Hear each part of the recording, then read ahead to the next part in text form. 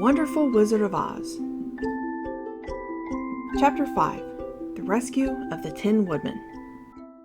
When Dorothy awoke, the sun was shining through the trees, and Toto had long been out chasing birds around him, and squirrels.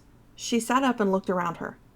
There was the Scarecrow, still standing patiently in his corner, waiting for her. "We must go and search for water," she said to him. "Why do you want water?" he asked. "To wash my face clean after the dust of the road, and to drink so the dry bread will not stick in my throat." "It must be inconvenient to be made of flesh," said the Scarecrow thoughtfully, "for you must sleep and eat and drink. However, you have brains, and it is worth a lot of bother to be able to think properly." They left the cottage and walked through the trees until they found a little spring of clear water where Dorothy drank and bathed and ate her breakfast.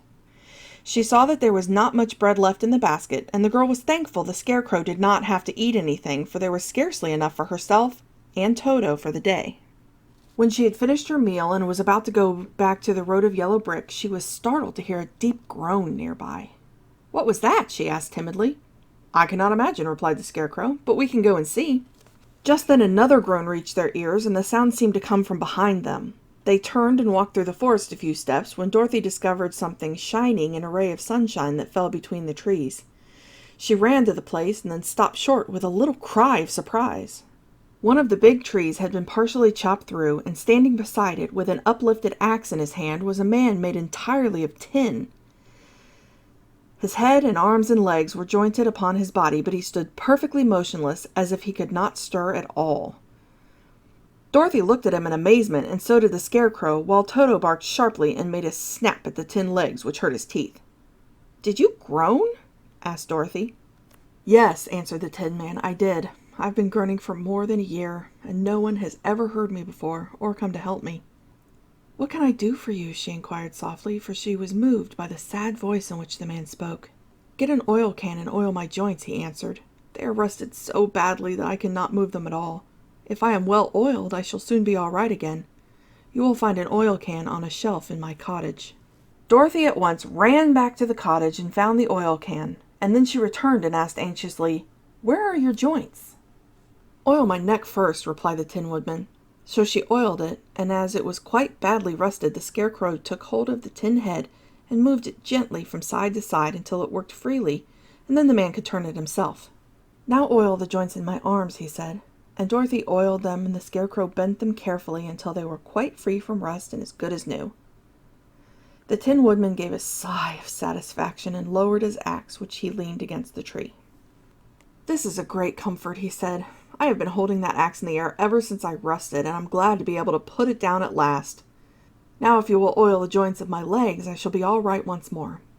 So they oiled his legs until he could move them freely, and he thanked them again and again for his release, for he seemed a very polite creature, and very grateful. "I might have stood there always if you had not come along," he said. "So you have certainly saved my life. How did you happen to be here?" "We are on our way to the Emerald City to see the Great Oz," she answered, "and we stopped at your cottage to pass the night." "Why do you wish to see Oz?" he asked. "I want him to send me back to Kansas, and the Scarecrow wants him to put a few brains into his head," she replied. The Tin Woodman appeared to think deeply for a moment, then he said, "Do you suppose Oz could give me a heart?" "Why, I guess so," Dorothy answered. "It would be as easy as to give the Scarecrow brains." "True," the Tin Woodman returned. "So if you will allow me to join your party, I will also go to the Emerald City to ask Oz to help me." "Come along," said the Scarecrow heartily, and Dorothy added that she would be pleased to have his company. So the Tin Woodman shouldered his axe, and they all passed through the forest until they came to the road that was paved with yellow brick. The Tin Woodman had asked Dorothy to put the oil can in her basket, for, he said, if I should get caught in the rain and rust again, I would need the oil can badly. It was a bit of good luck to have their new comrade join the party, for soon after they had begun their journey, again they came to a place where the trees and branches grew so thick over the road that the travelers could not pass. But the Tin Woodman set to work with his axe and chopped so well that soon he cleared a passage for the entire party. Dorothy was thinking so earnestly as they walked along that she did not notice when the Scarecrow stumbled into a hole and rolled over onto the side of the road.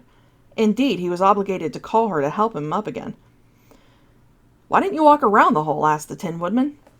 "I don't know enough," replied the Scarecrow cheerfully. "My head is stuffed with straw, you know, and that is why I am going to Oz to ask him for some brains." "Oh, I see," said the Tin Woodman. "But, after all, brains are not the best things in the world." "Have you any?" inquired the Scarecrow. "No, my head is quite empty," answered the Woodman. "But once I had brains, and I also had a heart. So, having tried them both, I should much rather have a heart." "And why is that?" asked the Scarecrow. "I will tell you my story, and then you will know." So while they were walking through the forest, the Tin Woodman told the following story. "I was born the son of a woodman who chopped down trees in the forest and sold the wood for a living. When I grew up, I too became a wood chopper, and after my father died, I took care of my old mother as long as she lived. Then I made up my mind that instead of living alone, I would marry, so that I might not become lonely. There was one of the Munchkin girls who was so beautiful that I soon grew to love her with all my heart. She, on her part, promised to marry me as soon as I could earn enough money to build a better house for her, so I set to work harder than ever. But the girl lived with an old woman who did not want her to marry anyone, for she was so lazy that she wished the girl to remain with her and do the cooking and the housework.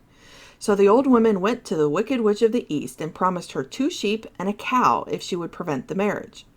Whereupon the Wicked Witch enchanted my axe, and when I was chopping away at my best one day, for I was anxious to get the new house and my wife as soon as possible, the axe slipped all at once and cut off my left leg. This at first seemed a great misfortune, for I knew a one-legged man could not do very well as a wood chopper. So I went to a tinsmith and had him make me a new leg out of tin. The leg worked very well once I was used to it. But my action angered the Witch of the East, for she had promised the old woman that I should not marry the pretty Munchkin girl. When I began chopping again, my axe slipped and cut off my right leg. Again I went to the tinsmith, and again he made me a leg out of tin. After this, the enchanted axe cut off my arms one after another, but nothing daunted, I had them replaced with tin ones.